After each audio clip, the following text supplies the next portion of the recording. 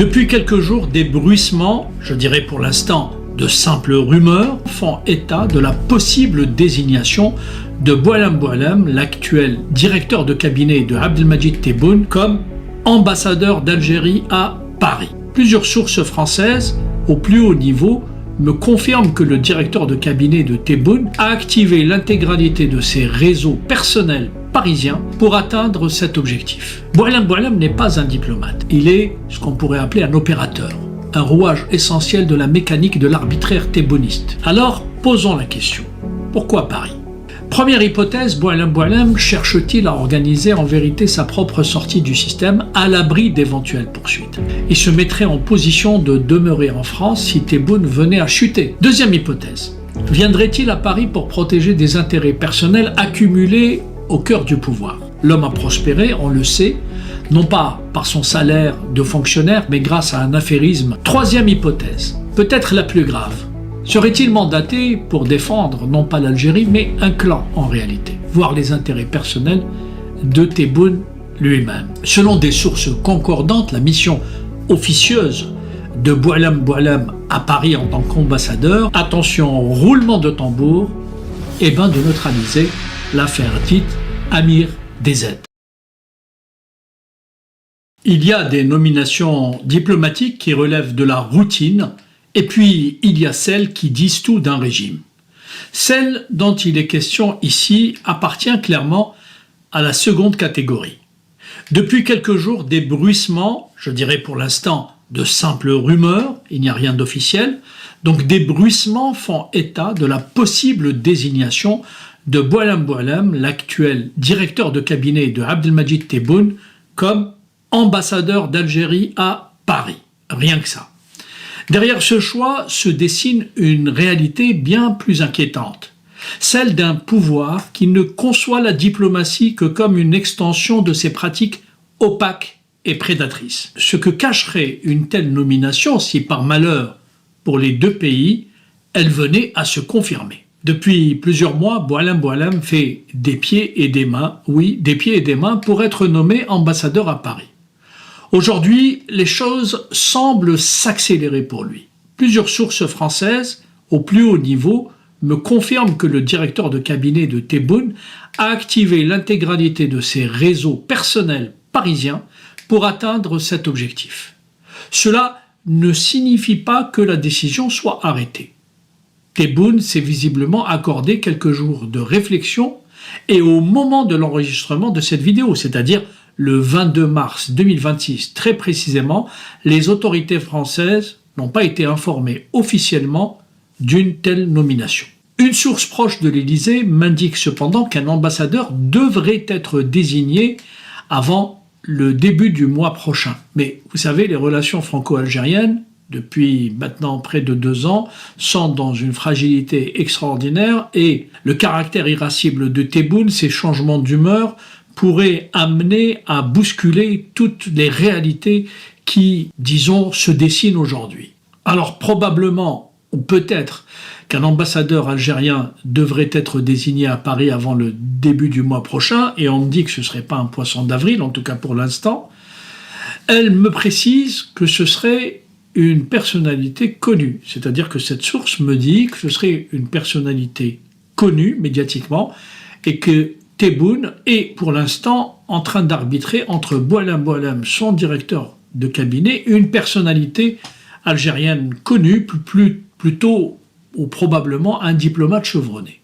Donc, wait and see. Qu'un ambassadeur d'Algérie à Paris soit enfin nommé constitue en soi une excellente nouvelle, il faut le dire. Que ce soit Boualem Boualem serait au contraire un très mauvais signal pour l'avenir des relations bilatérales. Il faut aussi le dire clairement. Et je tiens à l'affirmer à l'adresse des réseaux affairistes et sécuritaires français qui jouent cette carte, qu'ils commettent en vérité une grossière erreur. Avec ce personnage, je parle de Boualem Boualem, on reste dans ces relations toxiques contre nature qui n'ont rien de relation entre États souverains.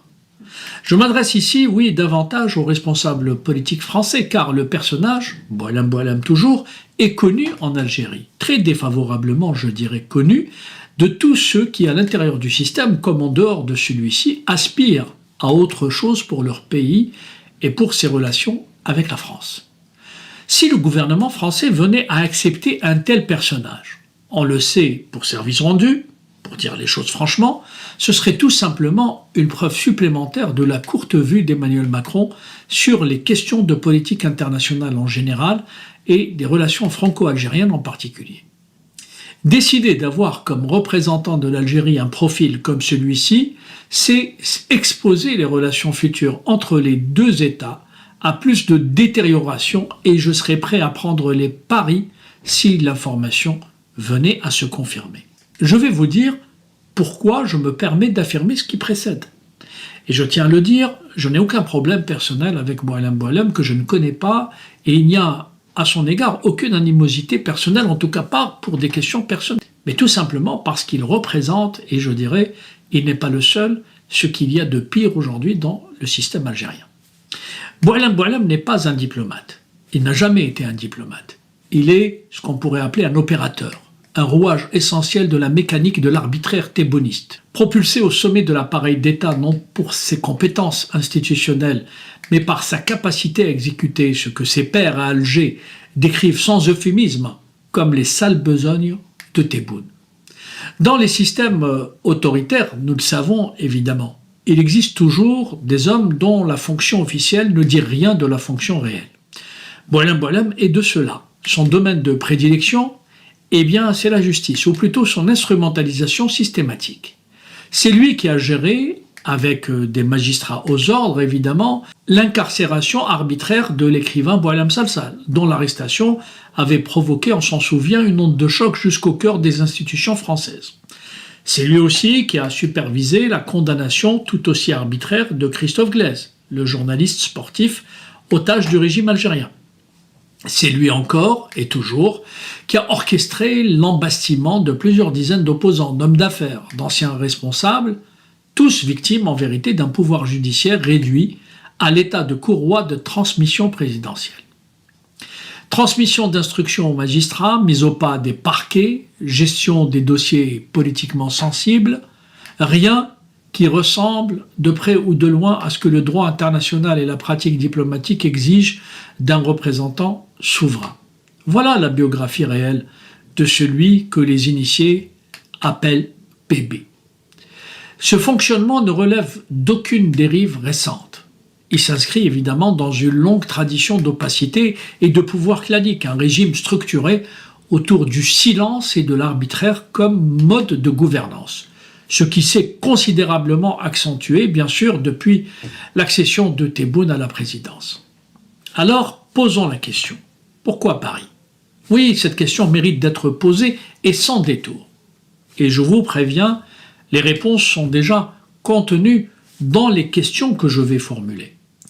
Première hypothèse, Boualem Boualem cherche-t-il à organiser en vérité sa propre sortie du système à l'abri d'éventuelles poursuites? Auquel cas, il se mettrait en position de demeurer en France si Tebboune venait à chuter, pour une raison biologique ou pour une raison politique. Car il sait que beaucoup, y compris au sein du sérail, l'attendent au tournant en raison du mal qu'il a semé, avec beaucoup de zèle d'ailleurs, certes à la demande de son président, mais avec une ardeur qui n'appartient qu'à lui. Et je vais vous dire les choses tout aussi clairement, si la France, opaque, je dirais, deal avec Boualem Boualem une installation durable dans l'Hexagone, pour lui et pour Sasmala, il faut deviner alors, ou alors je vous laisse deviner, ce que serait la contrepartie. Car oui, on va lancer le pari, si Bébé s'installe en France comme ambassadeur, qui me dirait ici qu'il repartira un jour en Algérie, notamment après la disparition de Tebboune? Deuxième hypothèse, viendrait-il à Paris pour protéger des intérêts personnels accumulés au cœur du pouvoir? L'homme a prospéré, on le sait, non pas par son salaire de fonctionnaire, mais grâce à un affairisme que seul permet un système ayant élevé la rapine au rang d'art de gouverner. Quelle destination serait plus propice pour consolider de tels avoirs, à l'abri de l'immunité diplomatique comme bouclier juridique? Là aussi, je vous laisse deviner. On connaît justement la nature des relations toxiques qui peuvent parfois exister entre certains caciques algériens et l'État profond français. Troisième hypothèse, peut-être la plus grave, Serait-il mandaté pour défendre non pas l'Algérie, mais un clan en réalité, voire les intérêts personnels de Tebboune lui-même? Et c'est là le cœur de la question. C'est là où il faut mettre les pieds dans le plat. Car autant Tebboune n'ignore rien des motivations de son directeur de cabinet, évidemment, autant il le nommerait que s'il pense qu'une telle nomination peut être utile à ses intérêts personnels. Soyons conscients que nous sommes face à un régime algérien dont les caciques pensent majoritairement d'abord à leurs petites affaires bien avant de penser aux intérêts de l'État. Il faut être totalement naïf pour croire le contraire. Je peux vous dire avec certitude donc que Boualem Boualem, en plaidant sa cause devant le président algérien, s'efforce de convaincre ce même Tebboune qu'il serait en mesure de neutraliser, attention, roulement de tambour, de neutraliser l'affaire dite Amir DZ, actuellement instruite par la justice française et dont les développements menacent directement l'image de l'autocrate algérien. Selon des sources concordantes, la mission officieuse de Boualem Boualem à Paris en tant qu'ambassadeur serait d'essayer d'intervenir sur le cours de cette instruction, et rien d'autre. Limiter les dégâts judiciaires, couper les circuits d'information, plaider en coulisses auprès des relais politiques ou administratifs pour que le dossier reste d'une certaine manière sous contrôle.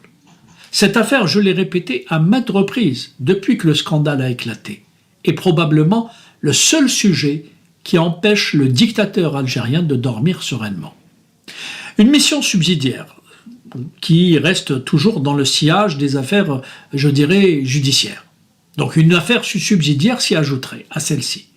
User de ses prétendues connaissances juridiques pour défendre auprès des responsables politiques français l'extradition de personnalités poursuivies par le régime algérien, en vérité poursuivies par Tebboune lui-même, des personnes qui ne sauraient être remises à Alger pour une raison simple et irréfutable. Toutes ces personnes n'y bénéficieraient pas d'un procès équitable. Voilà d'ailleurs pourquoi les juges français refusent de remettre des personnes réclamées par l'Algérie aux autorités de ce pays. En cherchant à manœuvrer la justice française comme il a manœuvré la justice algérienne, le régime de Tebboune révèle une fois de plus une incompréhension fondamentale. Il traite l'institution judiciaire française comme un instrument politique manœuvrable, perméable aux pressions, sensible aux interventions discrètes. Enfin, il est toujours permis de rêver, je l'ai dit à maintes reprises là aussi. Or, il faut le dire très calmement, la justice française n'est pas le parquet d'Alger. Ce n'est pas le tribunal de Bir Mourad Reis non plus. Elle repose sur des principes d'indépendance institutionnelle qui lui permettent précisément d'échapper aux mécanismes de contrôle que le pouvoir algérien a perfectionné depuis 60 ans. Les magistrats instructeurs ne reçoivent pas leurs ordres de l'Élysée. Il faut que le régime algérien se mette cela dans la tête. Les dossiers judiciaires ne se classent pas sur appel téléphonique d'un directeur de cabinet étranger. Voyons donc. Et la preuve, je vais vous dire ce que j'ai appris au cours de mes différentes investigations. Au départ, soucieux de rendre service à son ami Tebboune, Emmanuel Macron, je dis bien au départ, avait lui-même demandé à certains de ses conseillers d'essayer de sonder des magistrats proches de ce dossier pour savoir si l'affaire Amir DZ pouvait être étouffée au nom de la raison d'État. Eh bien, je peux vous le dire aujourd'hui et de la manière la plus solennelle qui soit, puisque mes sources ont été très claires. Le président français, je cite, s'est cassé les dents devant le parquet national antiterroriste. Eh bien, tout simplement, à moins d'1 an de la fin de son mandat, et tandis que certaines sources évoquent déjà les turbulences judiciaires qui pourraient le guetter après 2027, le président français se gardera bien de s'aliéner davantage d'institutions judiciaires. Enfin, je le crois. Mais c'est là un autre sujet. Voilà le nœud du problème. Un régime algérien qui a subordonné ses propres institutions à des intérêts claniques et structurellement incapable de concevoir qu'il existe ailleurs des systèmes où la justice fonctionne réellement. Envoyer un homme comme Boualem Boualem à Paris, c'est tenter tout simplement d'exporter ce logiciel politique à l'étranger. C'est la logique du système, tenter toujours, réussir parfois, ne jamais rendre des comptes. Et qui ne tente rien n'a rien. Un autre épisode éclaire mieux que tout le reste la nature réelle du personnage. Je parle toujours de Boualem Boualem, évidemment. Ce dernier entretient des liens documentés avec Hicham Ben Ali, oligarque notoire, cumulant à lui seul 53 dossiers judiciaires en Algérie. Oui, 53 plaintes contre lui, semble-t-il. Or, alors que la justice française s'apprêtait à convoquer cet homme de paille, qui vivait confortablement entre le 6e arrondissement parisien et l'Espagne, Boualem Boualem a obtenu de Tebboune l'autorisation de le faire rapatrier précipitamment à Oran, hors de portée des convocations françaises. Mandat d'arrêt, enquête en cours, balayé. La justice française peut désormais attendre. Car Hicham Ben Ali est poursuivi en France pour une sinistre affaire de faux papiers. Une instruction a établi qu'il avait acquis pour lui et pour son épouse une vraie fausse carte de résidence française que je vous montre. Lorsque les magistrats s'apprêtaient à l'entendre dans le cadre de cette affaire, que j'ai d'ailleurs évoquée déjà dans une précédente vidéo, eh bien l'exfiltration s'est opérée, proprement, discrètement, efficacement. Depuis quelques jours, donc, l'associé de Boualem Boualem est entré à Oran, en toute impunité, s'il vous plaît. Soustraire ses obligés aux juridictions étrangères, voilà la marque de fabrique d'un système mafieux, bien davantage que d'une diplomatie d'État. Ce n'est donc pas un ambassadeur que le régime algérien enverrait à Paris, ce serait le parrain de ses propres protégés, mandaté par le premier d'entre eux pour gérer ses affaires courantes sur le sol hexagonal. Les réseaux affairistes et sécuritaires français, je le répète, qui appuient cette candidature, font une erreur stratégique majeure. Ils croient construire un canal privilégié, peut-être, mais ils bâtissent en réalité une dépendance aux logiques les plus toxiques du régime algérien. Celles-là même qui ont produit depuis l'indépendance de l'Algérie une relation franco-algérienne fondée non sur des intérêts d'État souverain, mais sur des arrangements opaques à la courte vue. Le retour de l'ambassadeur français Stéphane Romaté à Alger pourrait, dans d'autres conditions, ouvrir une page nouvelle. En l'état, rien ne suggère que les deux capitales seraient prêtes à en tourner une. En tout cas, rien d'officiel, à l'heure où je vous parle. Mais nommer Boualem Boualem à Paris ne serait pas un choix diplomatique. Ce serait un aveu, l'aveu d'un régime incapable de distinguer ses intérêts propres de ceux de la nation qu'il prétend représenter. L'aveu d'un système qui redoute davantage la justice, française ou algérienne, peu importe, que le jugement de son propre peuple. L'aveu d'un pouvoir qui, en 60 ans d'indépendance, n'a jamais réussi, parce qu'il n'a jamais voulu, à construire un état de droit digne de ce nom. Et l'aveu, enfin, que l'Algérie de Tebboune continue, fidèle à elle-même malheureusement, de confondre autorité et impunité, diplomatie et prédation, représentation nationale et protection clanique. J'ai la faiblesse de croire que l'Algérie mérite mieux que ça, mieux que Boualem Boualem comme ambassadeur, mieux que Tebboune comme président, et j'ai la faiblesse de croire aussi que les relations franco-algériennes, franchement, ne méritent pas d'être abîmées de la sorte.